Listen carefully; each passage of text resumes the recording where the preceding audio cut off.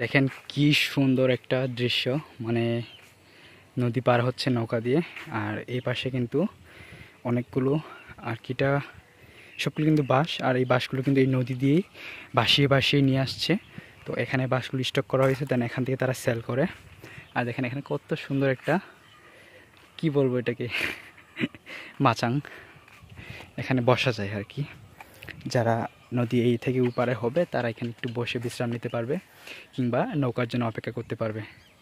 দৃশ্যটা কিন্তু অনেক সুন্দর, আকাশটা কিন্তু মেঘলা আর ফোঁটা ফোঁটা বৃষ্টি পড়তেছে।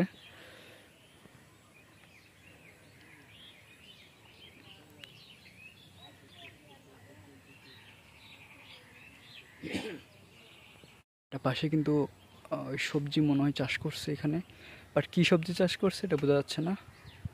অনেক সুন্দর কিন্তু মেঘলা আকাশ একদম।